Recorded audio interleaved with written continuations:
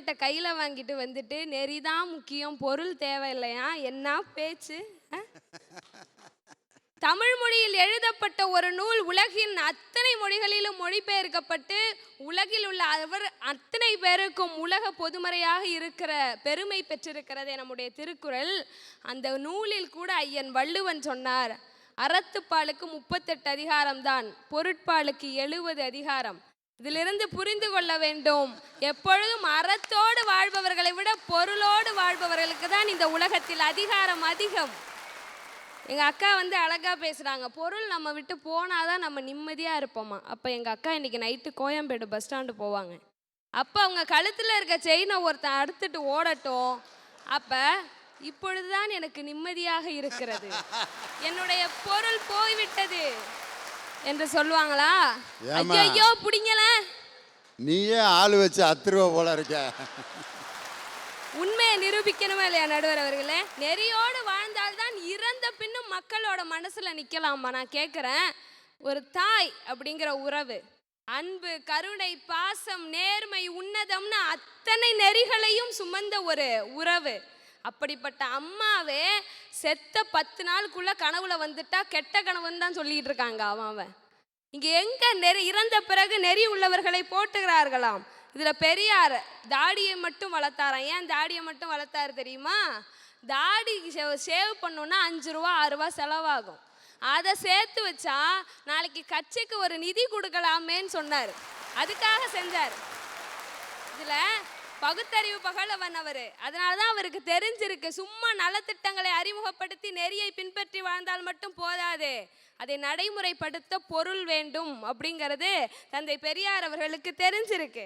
அத்தனை அறங்களை சொன்ன வள்ளுவர் சொன்னால், அருள் இல்லாருக்கு அவ்வுலகம் இல்லை, பொருள் இல்லாருக்கு இவ்வுலகம் இல்லைன்னு சொல்லி 2 வரியில பொருளோட முக்கியத்துவத்தை உணர்த்திட்டாரு. அருள்னு சொன்னோன்னா ஞாபகம் வருது, கோயிலுக்கு போவோம், அருளை வாங்குவோன்னு போவோம்.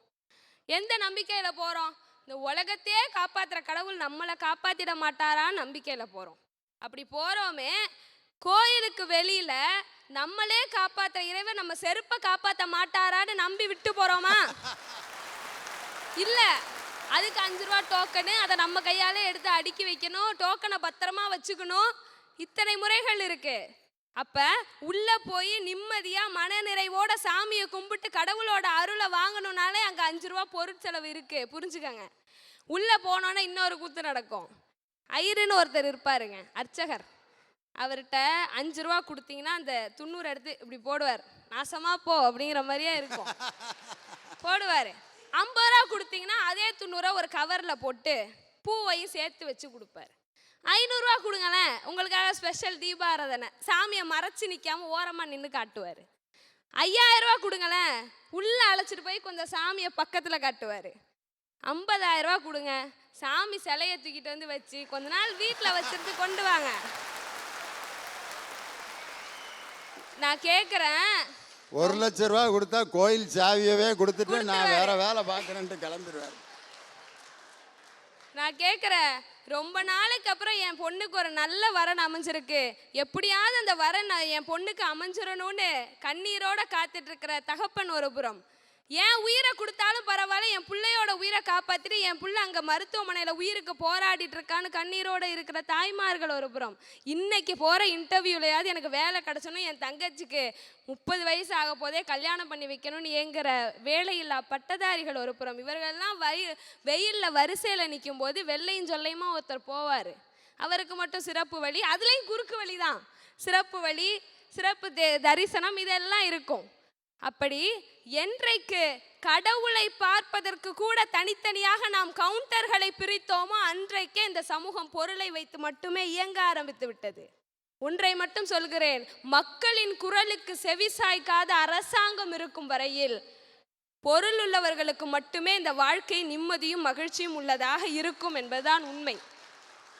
கருப்பு பணத்தை கண்டுபிடிக்கிறேங்கிற பேரில் ஒரே நாள் நைட்டோட நைட்டு 500 1000 செல்லாதுன்னு அறிவிச்சாங்க. அப்போ அவஸ்தைப்பட்டதெல்லாம் யார் தெரியுமா? ஐயோ 4 நாளில் பொண்ணோட கல்யாணம் இருக்குது, இன்னும் நகை வாங்கணும், மல்லிகை ஜாமானுக்கு பணம் கொடுக்கணும், இப்போ தானே 5 லட்ச ரூபா வாங்கிட்டு வந்து வச்சேன், அதுக்குள்ளே செல்லாதுன்னு சொல்கிறீங்களான்னு பதறி போன தகப்பன்மார்கள். ரொம்ப நாளைக்கு அப்புறம் உறவுகளை பார்க்கலான்னு ஊர்லேருந்து வந்துக்கிட்டு இருக்காம பாதி வழியிலே பஸ்ஸில் வரும்போதே பணம் செல்லாதுங்கிறான். கண்டக்டர் டிக்கெட் எடுக்க மாட்டேங்கிறான், பாதி ரோட்டில் இறக்கி விட்டு போகிறான். இப்படி சாமானியர்கள் தான் அன்றும் அவதிப்பட்டார்களே தவிர பண முதலைகள் தப்பித்து கொண்டார்கள்.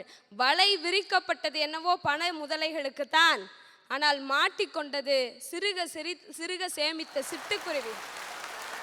இந்த உலகத்துக்கே அறம் செய்ய விரும்பி என்பதை விதையிலேந்தே நட வேண்டும் என்ற மிகப்பெரிய சிந்தனையை சொன்ன ஒரு பெண்ணியத்தின் முன்னோடி ஔவையார். அந்த ஔவையாரே சொன்னாங்க, உங்ககிட்ட காசு பணம் மட்டும் இல்லைன்னா உன்னை பெத்த தாயும் மதிக்க மாட்டா, கட்டின பொண்டாட்டியும் மதிக்க மாட்டான்னு சொல்லிட்டாங்க. ஔவையார் காலத்திலேயே அப்படின்னா ஆண்ட்ரியா காலத்தில் வாழ்கிற நம்மளோட நிலைமையை கொஞ்சம் யோசிச்சு பாருங்க. பல்வேறு சுதந்திர போராட்ட வீரர்கள் தியாகிகளும் நம்முடைய சமூகத்தில் இருக்கிறார்கள்.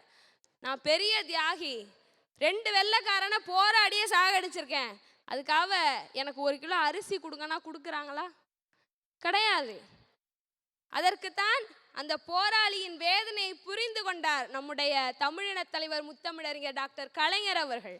அப்படிப்பட்ட தியாகிகளுக்கும் போராட்ட வீரர்களுக்கும் உதவித்தொகையை அளித்தார். ஏன் தெரியுமா? அவருக்கு மட்டும் அந்த யோசனை வந்தது. நடுவர் அவர்களே, ஒரு போராளிக்குத்தான் தெரியும் இன்னொரு போராளியின் உணர்வு. இன்னைக்கு வாழ்க்கையில பணம் தாங்க எல்லாத்தையுமே தீர்மானிக்குது. ஒன்றும் இல்லை, உலகத்திலே மிகப்பெரிய வீடு எது தெரியுமா? அம்பானியின் வீடு. 28 மாடி, எத்தனையோ 1000 கோடியில் செஞ்சது. அப்படிப்பட்ட அந்த வீடு இருக்கிற அதே மும்பை மாநகரத்தில் தான் 40% மக்கள் சாக்கடைகளில் வாழ்கிற வெறும் சேரி மக்களாகவே இருக்கிறார்கள் என்ற ஒரு அறிக்கை சொல்கிறது. 2 பேருமே மனுஷங்க தாங்க. அப்போ அந்த இடத்துல நிம்மதியையும் மகிழ்ச்சியையும் தீர்மானிக்கிறது எது? நிச்சயமாக பொருள் தான். இன்னொரு சிம்பிளாக சொல்கிற நடுவர் அவர்களை நிறைவாக, ஏழையாக இருந்தால் நீங்கள் சமூகத்தில் இருக்கும்போது கூட கிடிந்த சேலை தான் அணிய முடியும். பணம் படைத்தவர்களாக இருந்து பாருங்கள், சிறைச்சாலைக்குள்ளே இருந்தாலும் சுடிதார் அணிய முடியும். இதுதான் இன்றைக்கு நிலைமை.